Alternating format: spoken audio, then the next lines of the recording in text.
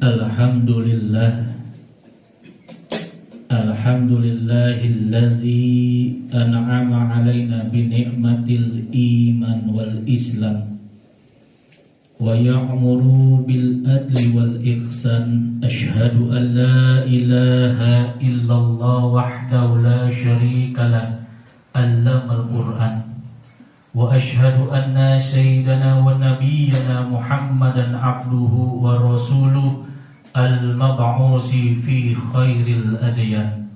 Allahumma salli wa sallim wa barik ala sayyidina Muhammad wa ala alihi wa ashabihi wa man tabi'a bi Qur'an. Amma ba'du, fa ya ibadallah, usikum wa nafsi bi taqwallah, fa inna taqwa asasun najati wa sya'adah fid dini wad dunya wal akhirah.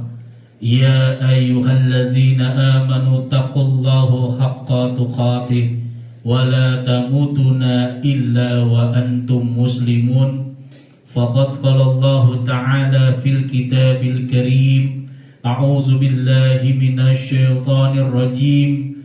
Qul huwallazi ansha'akum wa ja'ala lakumul sam'a wal absara wal af'ida qalilan ma tashkurun. Shadaqallahul aliyul azim. Hadirin sidang Jumat yang dirahmati Allah Subhanahu wa taala, tiada kata pantas yang kita ucapkan pada siang hari ini melainkan puja dan puji syukur kita panjatkan ke hadirat Allah Subhanahu wa taala, yang mana kita masih diberikan nikmat iman, nikmat Islam serta nikmat sehat wal afiat. Karena dengan nikmatnya kita bisa hadir di masjid yang penuh dengan kemuliaan ini dalam rangka menunaikan kewajiban kita, yaitu sholat Jum'ah berjamaah. Semoga aktivitas ibadah kita, sholat Jum'ah, iktikaf, infak dan sedekah kita diterima oleh Allah Subhanahu wa taala. Amin ya rabbal alamin. Salawat serta salam semoga tercurah kepada baginda Nabi kita Muhammad sallallahu alaihi wasallam, kepada keluarganya, sahabatnya, dan kita umatnya yang selalu senantiasa istiqamah menjalankan sunnahnya. Semoga kita termasuk umat Rasulullah sallallahu alaihi wasallam yang kelak akan mendapat syafaat di yaumil akhir nanti. Amin ya rabbal alamin. Sebelumnya Al-Fakir berwasiat pada diri Al-Fakir khususnya dan kepada para jamaah kaum muslimin pada umumnya, mari kita tingkatkan kualitas ketakwaan kita kepada Allah Subhanahu wa taala dengan menjalankan perintah-perintahnya dan menjauhi daripada segala larangannya. Dan semoga kita termasuk hamba-hamba Allah Subhanahu wa taala yang kelak dimasukkan ke dalam surganya Allah Subhanahu wa taala. Hadirin jamaah Jumat yang dirahmati Allah Subhanahu wa taala, dalam surat At-Tin Allah berfirman, laqad khalaqnal insana fi ahsani taqwim summa radadnahu fi asfala syafilin. Sesungguhnya aku ciptakan manusia dalam bentuk yang sebaik-baiknya, lalu ku kembalikan ia ke tempat yang serendah-rendahnya. Judul khutbah singkat pada siang hari ini, menuju manusia yang terbaik. Dalam surat At-Tin ayat 4 dan 5, Allah menggambarkan ada dua keadaan manusia. Yang pertama, manusia aksani takwim, manusia yang paling baik. Dan yang kedua, manusia asfala syafilin, manusia yang paling rendah. Menurut tafsir Jalalain, diartikan bahwasanya aksani takwim mempunyai arti adalah manusia yang diciptakan oleh Allah Subhanahu wa taala sebagai makhluk yang paling sempurna dibandingkan dengan makhluk lainnya. Menurut tafsir Jalalain, pengertian asfala syafilin adalah gambaran manusia memasuki usia tuanya yang sudah tidak bisa menjalankan aktivitas sehari-harinya, baik ibadah, kegiatan sehari-harinya sebagaimana ia lakukan pada waktu usia mudanya. Dilanjutkan, pahala dan dosa Allah berikan kepada dia lebih-lebih pada waktu usia mudanya. Namun di tafsir Muyassar disebutkan pengertian aksanit takwin sama dengan pengertian yang dijabarkan oleh tafsir Jalalain. Allah Subhanahu wa taala sebagai makhluk yang paling sempurna dibanding dengan makhluk lainnya.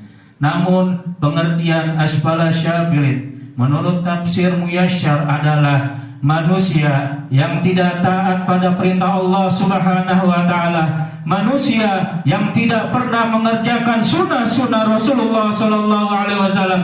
Manusia tersebut adalah manusia yang paling rendah di hadapan Allah Subhanahu wa taala.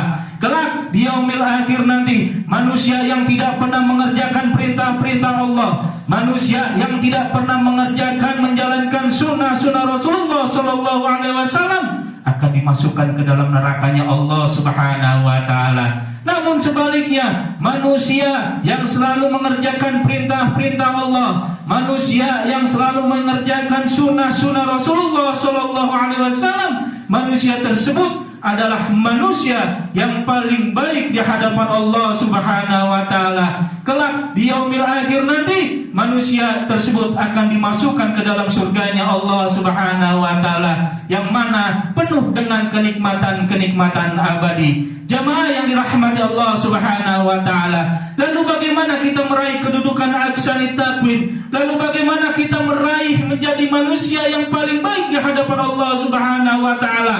Yang pertama, untuk bisa menjadi manusia yang terbaik di hadapan Allah Subhanahu wa taala, untuk bisa meraih kedudukan aksanit takwin, yang pertama kita harus syukuri karunia nikmat yang Allah berikan kepada kita dengan syukur yang sebenar-benarnya. Sebagaimana firman Allah Subhanahu wa taala di dalam surat Al-Mulk ayat 23, A'udzubillahi minasyaitonir rajim.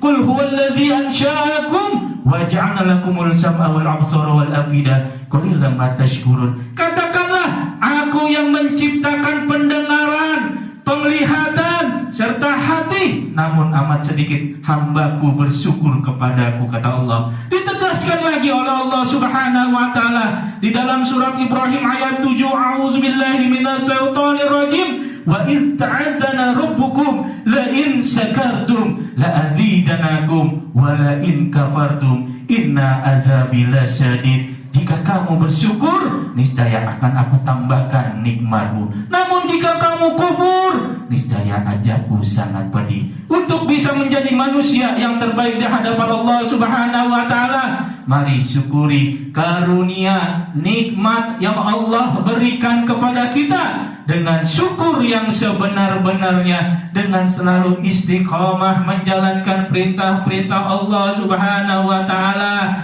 dengan selalu istiqamah menjalankan sunnah-sunnah Rasulullah sallallahu alaihi wasallam.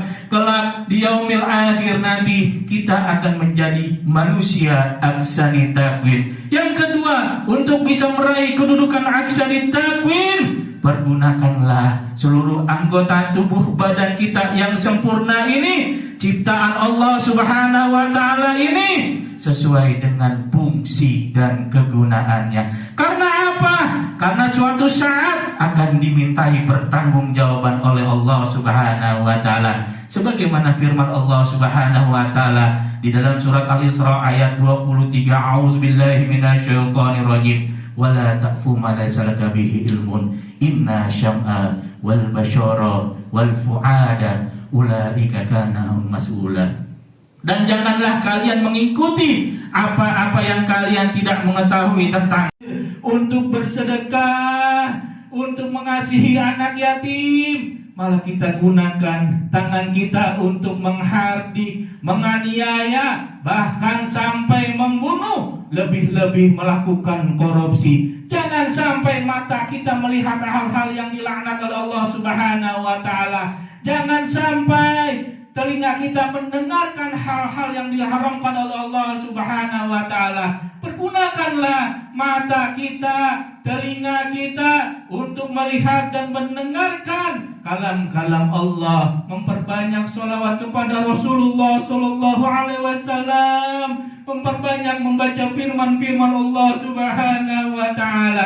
Karena apa? karena semuanya akan dimintai pertanggungjawaban oleh Allah Subhanahu wa taala. Jangan sampai kaki kita melangkah ke tempat-tempat yang diharamkan oleh Allah Subhanahu wa taala. Jangan sampai telinga kita, mata kita, kaki kita selalu melakukan dosa kepada Allah Subhanahu wa taala. Pergunakanlah seluruh anggota tubuh badan kita sesuai dengan fungsi dan kegunaannya dengan mengharap keridhaan daripada Allah Subhanahu wa taala. Karena jikalau ajal akan datang menghampiri kita, jikalau kematian akan datang menjemput kita, kita akan dimintai pertanggungjawaban oleh Allah Subhanahu wa taala. Sebagaimana ditegaskan oleh firman Allah Subhanahu wa taala di dalam surat Yasin ayat 65, A'udzubillahi minasyaitonirrajim. Al-yawma nahtimu ala afwahihim wa tukallimuna aydihim wa tashhadu arjuluhum bima kanu ya'sibun. Pada hari itu aku tutup mulut mereka, lalu berbicaralah tangan-tangan serta kaki mereka sebab apa yang mereka kerjakan pada waktu semasa hidup. Jamaah yang dirahmati Allah Subhanahu wa taala, untuk bisa meraih kedudukan ahsanit taqwim, untuk bisa menjadi manusia yang terbaik di hadapan Allah Subhanahu wa taala, pergunakanlah karunia badan kita yang sempurna ini dengan sesuai fungsi dan kegunaannya. Yang ketiga, untuk bisa meraih kedudukan ahsanit taqwim, untuk bisa menjadi manusia yang terbaik di hadapan Allah Subhanahu wa taala, pergunakanlah hati kita, pikiran kita, anugerah terbesar yang Allah berikan kepada kita. Selalu senantiasa ingat kepada Allah Subhanahu wa taala. Hati merupakan induk bagi seluruh anggota tubuh badan kita. Hati merupakan raja bagi seluruh anggota tubuh kita. Sebagaimana hadis Rasulullah sallallahu alaihi wasallam, di dalam tubuh manusia ada segumpal daging. Jikalau baik, maka baiklah seluruhnya. Jikalau buruk, maka buruklah seluruhnya. Itu adalah hati namanya. Pergunakanlah hati kita selalu senantiasa menjalankan perintah-perintah Allah Subhanahu wa taala. Ingat kepada Allah Subhanahu wa taala, hanya mengharapkan keridhaan Allah Subhanahu wa taala. Setiap amaliyah-amaliyah yang kita kerjakan, setiap ibadah-ibadah yang kita kerjakan, hanya mengharapkan keridhaan daripada Allah Subhanahu wa taala. Kelak di yaumil akhir nanti kita akan bisa mendapat keuntungan dari apa yang kita kerjakan di dunia ini. Jamaah yang dirahmati Allah Subhanahu wa taala, yang terakhir, untuk bisa menjadi manusia ahsanit taqwim, pergunakanlah agama kita. Agama sebagai ruh daripada kehidupan di dunia ini. Agama merupakan pedoman hidup manusia untuk menjalani kehidupan di dunia ini. Agama merupakan petunjuk bagi manusia untuk selalu menjalankan kehidupan ini. Karena apa? Karena sesungguhnya agama Islam adalah agama yang diridhai oleh Allah Subhanahu wa taala. Inna dina indallahil Islam. Pergunakanlah agama kita di dalam kehidupan sehari-hari kita sesuai dengan syariat yang Allah dan Rasul berikan kepada kita. Mudah-mudahan kita bisa menjadi manusia yang terbaik di hadapan Allah Subhanahu wa taala. Mudah-mudahan kita bisa meraih kedudukan ahsanit taqwim mata Allah Subhanahu wa taala. Dengan yang pertama, kita syukuri karunia nikmat Allah Subhanahu wa taala dengan syukur yang sebenar-benarnya. Yang kedua, pergunakanlah seluruh anggota tubuh badan kita sesuai dengan fungsi dan kegunaannya. Yang ketiga, pergunakanlah hati dan pikiran kita selalu senantiasa ingat kepada Allah Subhanahu wa taala. Dan yang keempat, pergunakanlah agama kita sebagai pedoman hidup untuk menjalani hidup di dunia ini. Amin, amin ya rabbal alamin. A'udzu billahi minasyaitonir rajim. Wal asri innal insana lafi husnin illa allazina amanu wa 'amilus solihati wa tawassaw bil haqq wa tawassaw bil sabr. Barakallahu li wa lakum fil Qur'anil 'azim wa nafa'iyyakum bihi min ayati wa dzikril hakim wa taqabbala minna wa minkum tilawatahu innahu was-sami'ul 'alim. Aqulu qouli hadza wa astaghfirullah li wa lakum wa lisyairil muslimina wal muslimat wal mu'minina wal mu'minat fastaghfiruhu innahu wal ghafurur rahim.